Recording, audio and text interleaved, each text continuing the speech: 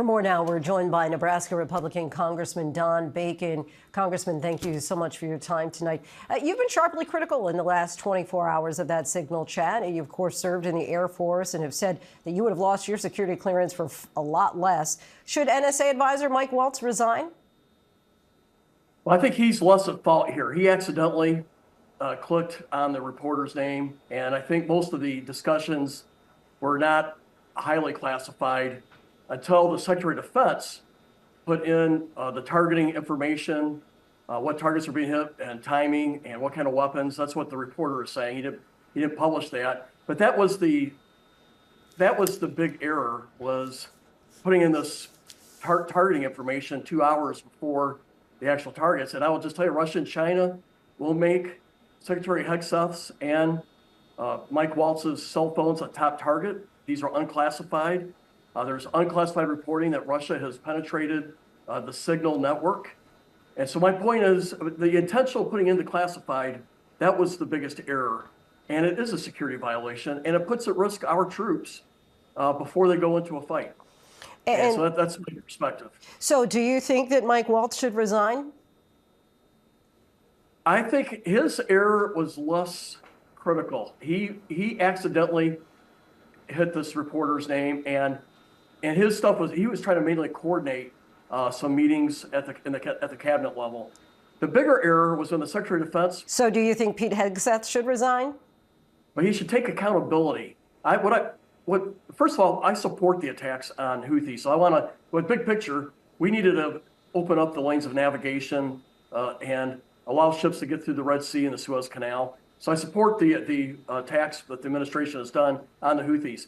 But when you have a mistake like this, to blame the Atlantic, to blame the journalist, I don't think it's appropriate.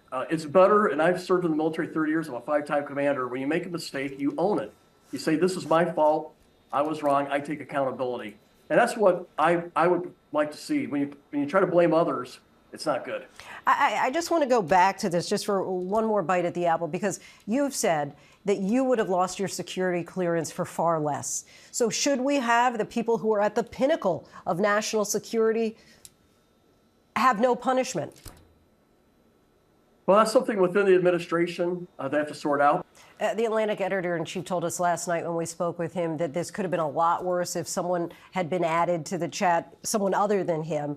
Some have said no harm, no foul. The White House has downplayed it. What should the administration be doing at this point going forward? This is my view. If they want to have discipline and things like that, that's not for me to say right here. My point is, they should take accountability and say, I made a mistake.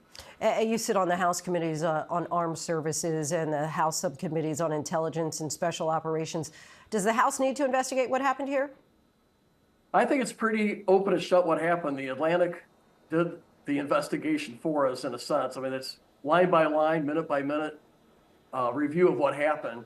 Now, we don't actually see the targeting information, what weapons, and the timing, because the journalist, I think appropriately, didn't put that in there because he's trying to protect classified information. That may be one area that the Senate or the House could look at to see what was actually in there. Because I am, quoting the journalist saying, "Hey, I didn't put this in there because it was classified. It was targets, weapons." It may be worth us to see what was taken out of the chat, and it was done to protect our classified and also some of our intelligence officers that were on there. Congressman Don Bacon, we thank you so much for your time. Really appreciate you joining us tonight. Thank you.